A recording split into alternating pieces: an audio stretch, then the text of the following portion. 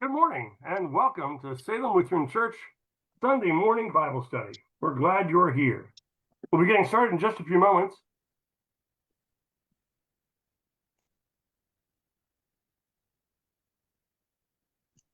Well, good morning. Good morning, good morning, good morning, and welcome to Salem Lutheran Church's Bible study. It's a kind of a nice day, a little cool, a little chilly outside. My weather channel says it's 60 degrees. But anyways, welcome. And today we're going to be discussing uh, Psalm 141. We started last week discussing Psalm 141. We got about halfway through it, and we're going to finish that off today. So anyways, welcome to all those who have joined us. If you turn in your Bibles to Psalm 141, about verse 5. And verse 5 begins with David talking about, well, let's get into it. Let me just read it. Let the righteous strike me, it shall be a kindness. And let him rebuke me, it shall be as excellent oil. Let my head not refuse it. And as I was reading that verse over again this past week, I was reminded of something the Romans used to do. Uh, Whenever a general came back from a victorious campaign, leading his legions in victory, they would always have a huge parade for the general. He would, let me correct my screen.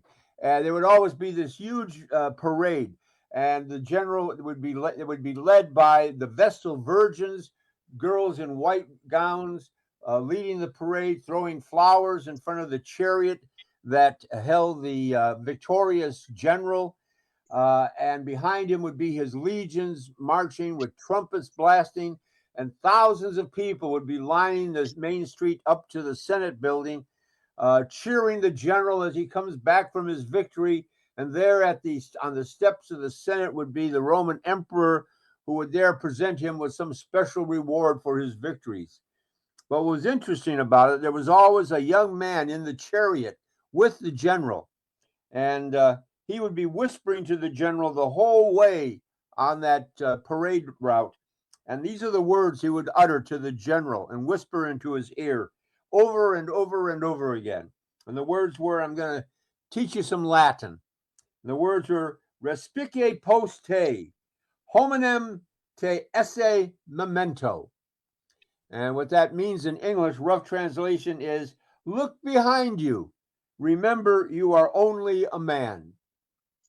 And it was a way of trying to keep the general humble, to remember that he, in spite of all this adulation that he is receiving, in spite of the cheering of the people and the award he's going to get from the emperor himself, that he is still only a man. Uh, the reason I thought of that is because what this verse is telling us is that it's important to have people in your life who will tell you the truth. Uh, it's always important to have people who will let you not get so much of yourself. And I've been fortunate to have those kind of people. So was David. David had many weaknesses. Among them was his affinity for other women. And I'm going to tell you one story about that. But David also had people around him, as even as he was king. Of course, you always have people when you're a king around you who will tell you how wonderful you are and how great you are and how all your decisions are wonderful. But David also always had at least one person who would tell him the truth. And this reminds me of a story of David. And I've told the story before, the story of David and Bathsheba. And the story is that Bathsheba was the wife of one of David's generals. And he lived in a house right next to the palace. And one time while he was off fighting one of David's wars, David was standing on the roof of his palace enjoying the summer breeze when he looked over to this building next to him, and there on the rooftop was Bathsheba, the wife of his general, taking a bath. And David decided, boy, he really liked her and wanted her. And so an affair developed between David and Bathsheba. And lo and behold, she got pregnant. Well, what was David to do? There'd be no doubt that her husband wasn't the father because he had been off to wars by himself. So David concocted this plan. And the plan was he was going to summon this general home from the war to give him a report, figuring that the general would come home. He would stay that night in his house with his wife. And then when it was discovered she was pregnant, he would say, see, he's the father because she must have gotten pregnant while he was home on that brief trip. But when the general came home and gave his report, he refused to go into his house because, being the honorable man that he was, he said, it's not right for me to enjoy the pleasures of a husband while my men are fighting in battle. So he slept outside of his house on the ground. So now David had a problem. And the problem was that when it was discovered she was pregnant, what was he to do? So he devised a plan to basically have his general killed. He told the commander of all the armies to put this general in the middle of the fiercest fighting of the battles. And then when the fighting got the fiercest, to have the troops withdraw so he would be surrounded and killed by their enemy. And that's exactly what happened. And when that happened, then David took Bathsheba into his house to console the grieving widow, and then it was discovered that she was now pregnant by David. So David thought he had covered his tracks pretty good. And then the story is told that one day while David is holding court, listening to cases that he was to give his opinion on, that his great prophet Nathan came forward and said, I have a question to ask you, David. Let's suppose there is this rich man who has herds of sheep, is wealthy beyond means.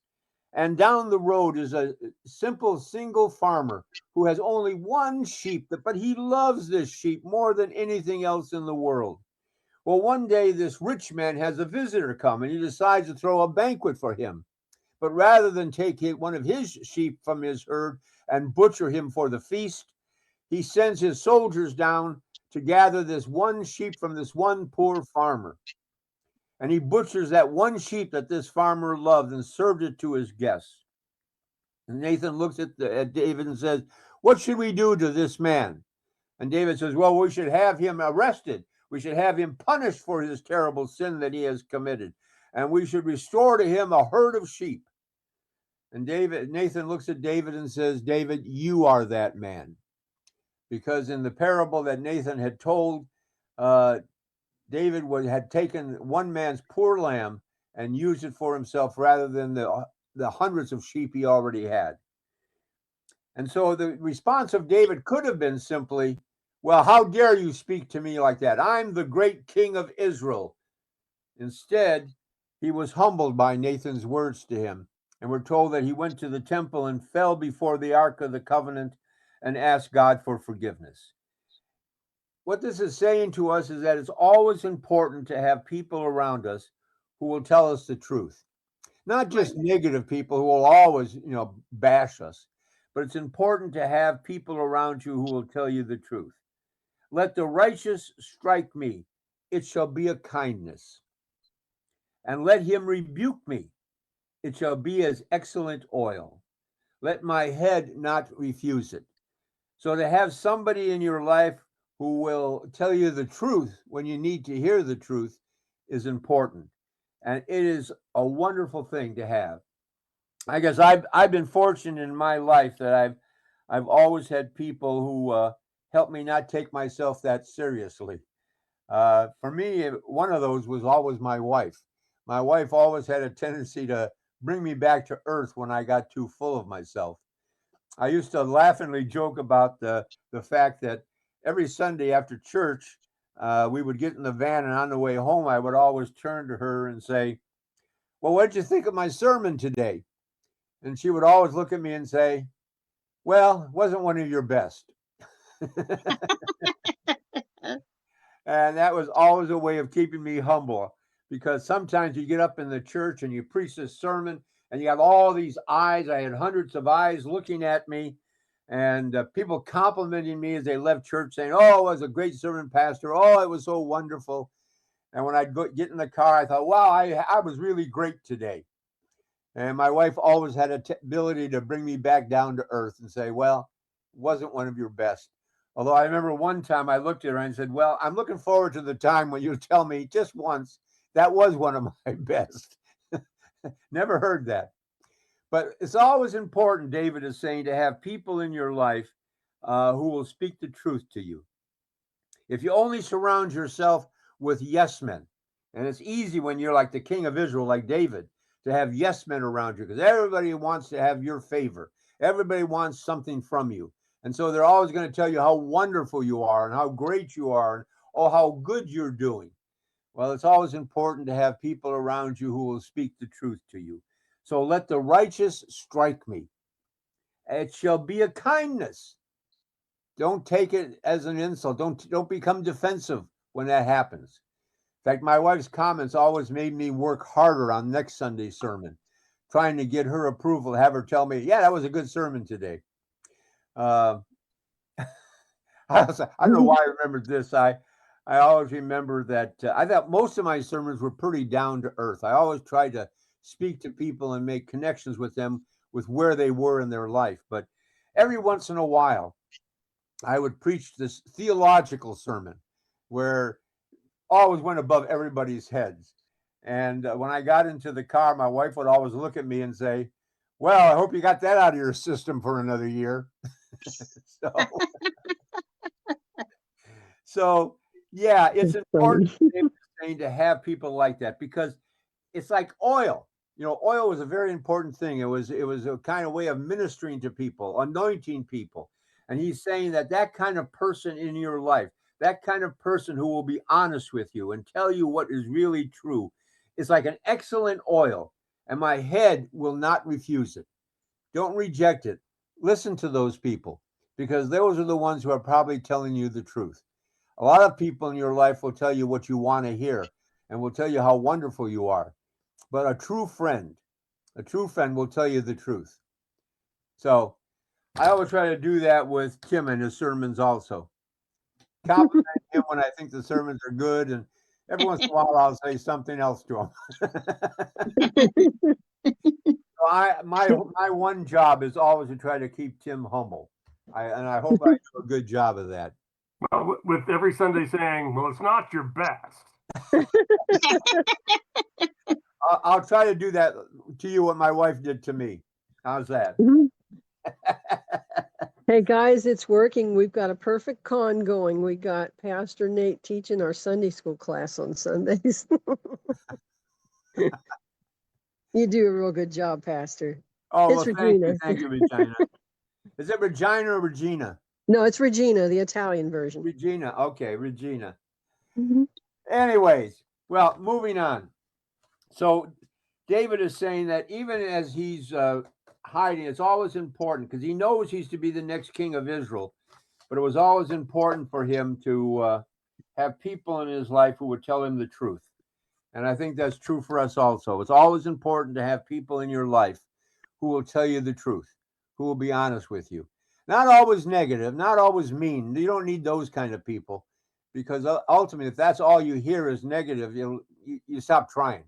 But if you have people who will be honest and tell you the truth, whether you did a good job or whether you did a bad job, whether that was a good day for you or a bad day for you, well, it's important to have those kind of people in your life. In fact, Tim and I were talking before we started this about, if you had one trait that you think is your weakest trait in your personality, what would it be? And I knew what mine was immediately, which I confess, and that is my lack of patience. I'm not always a very patient man. I have everything else going for me, good looks, intelligence, but patience. Hold on. Your response he's to that not conceited, question, he's convinced. Your response to that question was you would like to become less humble. Yeah. Well, that was my joking response. My answer is I've always said that humility is the one virtue I'm most proud of. But I have too many to count, so I just say all of them. But if I'm honest, I would say that my greatest weakness is my lack of patience. And anybody who knows me well knows that. I remember one of my staff members at Zion when I was pastor there, Suzanne Miller, who was my children's ministry director. Somebody asked her one time, what is it like to work for Pastor Nathan? And she said, fine, as long as you remember he wants everything done yesterday. So that's my lack of patience. Anyways, it's important to have people in your life who will be honest with you. And I was always lucky enough to have those kind of people. Anyways, I don't know why I thought of another story. I'm running out of time. I should just move on. Anyways, now the psalm turns back, though, to David being angry with those people who are coming after him, with those people who are persecuting him, including Saul. And he says, for still my prayer is against the deeds of the wicked. So don't forget this prayer, this psalm that I'm writing. It's about the deeds of the wicked. Their judges are overthrown by the side. Their judges are overthrown by the sides of the cliff. He's wishing that they would be thrown over the cliff for how evil they're being. And they hear my words, for they are sweet. Our bones are scattered at the mouth of the cave, and when one plows and breaks up the earth. So he's basically asking God, throw them off a cliff. Let their bodies lay there at the bottom of the cliff until there's nothing left but bones. Why is that so important? Well, for a Jew, one of the worst things is not to be buried. Remember, it was Jewish custom for many centuries that when a person died, if they died in the morning, they would bury him before sunset. So to put a person in the grave was very, very important to a Jewish person. And so here David is wishing not only that they get thrown off a cliff, that they smash against the bottom of the cliff, against the rocks, but that their bodies are laying there till they rot and there's only nothing left but bones. That's what he's wishing for these people who are being so terrible to him. I'm just reading from my commentary. He prayed for God's work against the deeds of the wicked. For example, he wanted to see wicked judges be overthrown by the sides of the cliff, a severe but fitting judgment for those who improperly take sides, ignoring David's righteous words as he prayed for them. He says this, and the bones thing says, this is another phrase difficult to understand from the original. Perhaps David used this word picture to describe how ruined he felt and his righteous companions were at the deeds of the wicked. Those so ruined could only cry out to God for help. So, again, he returns back to his anger with those people who had turned against him and wishing nothing but the worst for how they have been treating him. Looking at my time. I got a few minutes left. Then he looks, but at the end of the psalm, he turns back to God, asking God for help and provide safety. But my eyes are upon you, O God, the Lord. In you I take refuge. Do not leave my soul destitute. Keep me from the snares they have laid for me, and from the traps of the workers of iniquity. Let the wicked fall into their own nets, while I escape safely. So here David is once again talking about how they're treating him, the traps, the snares they're laying for him, how they're trying to capture him, how they're trying to kill him. But my eyes are upon you, O God the Lord. In you I take refuge. So he's turning to God for his help during these difficult days. Remember, at the time David wrote this psalm, he was a refugee in a sense. He was out in the wilderness. He had to leave the capital city of Saul because Saul wanted to kill him. Saul saw him as a threat. The advisors to Saul were saying, go find him, seek him out, kill David before he becomes a real threat to you. And so he says, while he's hiding in caves, while he's hiding in wilderness places with a few men, sort of like Robin Hood out in Sherwood Forest, he says, I look to you, O God. You are the only one who can stand with me. You are the only one who can stand beside me. My eyes are upon you, O God the Lord. And the word he uses again for God there is you, O Yahweh. And Yahweh is the word that is used for the covenant God, the God who said, I will be your God and you shall be my people. Remember, Yahweh was the name God chose for himself. It comes from the story of Moses at the burning bush, where Moses is being called by God to go down to Egypt. And at the end of the conversation, Moses says to the burning bush, to God, when I get down there, who shall I say has sent me? And the burning bush responds, tell them Yahweh has sent you. Yahweh is the word that is used for God when he is talking about the covenant where God said, I will be your God and you shall be my people. I will protect you. I will provide for you. And so here we hear in the Psalm David calling upon that covenant God and the promises that he had made to the people, including to David. But my eyes are upon you, Yahweh. The promises you made. You said you would walk with me. You said you would be with me. You ordained me to be your future king. You, Yahweh, keep your promise, keep your covenant. In you, Yahweh, I take my refuge. I seek my strength and my help from you. And I guess those are good words for us to remind us that in the midst of all of our problems and troubles, to always look to Yahweh, to God for his strength and his help. Because he says, in you I take my refuge. So do not leave me destitute. Keep me from the snares that they have laid for me. All those people who are plotting against me, all those people who have turned against me, keep me from their snares. Keep me from the traps they have laid for me, and from the traps of the workers of iniquity. Instead, let the wicked fall into those traps. Let the wicked be snared by their own nets, while I escape safely. And of course, we know from history that that promise was kept. David was allowed to be kept safe from all those people who were seeking him, and eventually David becomes the great king of Israel. But the psalm, of course, is always looking to God, like David always did, looking to God at moments in his life when he needed help, when he needed strength the most. Keep me from the snares that they have laid for me. I'm reading from my commentary again. The enemies of David were determined to destroy him, and so they set many snares, traps, and nets for him. David's prayers is that they would fall into their own nets, even as he would escape safely. David's trust in God was repeatedly vindicated as those who sought to destroy him were themselves destroyed. And from history, we know that is exactly what happened.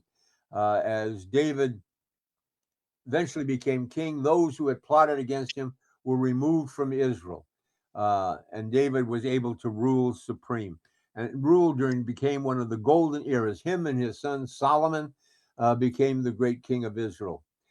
In fact, that's an interesting sort of redemption story with David, because we told you about the story of David and Bathsheba and how God came and punished David for his sins with Bathsheba and for the murder of Uriah, who was the husband of Bathsheba.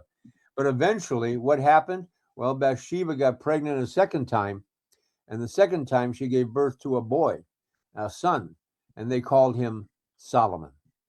And Solomon became the great king of Israel during its golden age. So again, we see the redemption story that God is a forgiving God and a loving God, that in spite of what David had done, in spite of how he had committed adultery with Bathsheba and killed her husband, and yet God allowed redemption to come forward even to David, so that they produced the heir to become the great Solomon, the great wise king of Israel. Anyways, so what's all this in for us? Well, when you're facing problems, when you have troubles, when things seem to be turning against you, where do you turn? Well, you should turn to your God. Seek refuge in God, because God is the one who has promised. He is Yahweh to us too. He is the one who has promised that he will walk with us in each and every moment of life, that whenever our feet stumble, he will pick us up and set us back on the right path. And that when we face individual problems, whether it's health issues, financial issues, personal problems, family issues, whatever they are, we can seek our refuge in God, because God will be the one who will lift us up and help us touch his face. And with that, I'm done. And I will turn to Tim and say, okay, Tim, what's going on at Salem this week? Well, Pastor, we have a lot going on as usual here at Salem. Starting at 10 o'clock this morning, we do have worship here in the sanctuary. We're not going outside yet. It's still a little bit chilly out there, but we are inside, and Pastor. Yay! So we are inside with our worship. Today is Holy Trinity Sunday, and we will be celebrating the Trinity today and the naming of God, 1 and 3, 3 and 1. So join us for that service either in our sanctuary or via live stream on Facebook.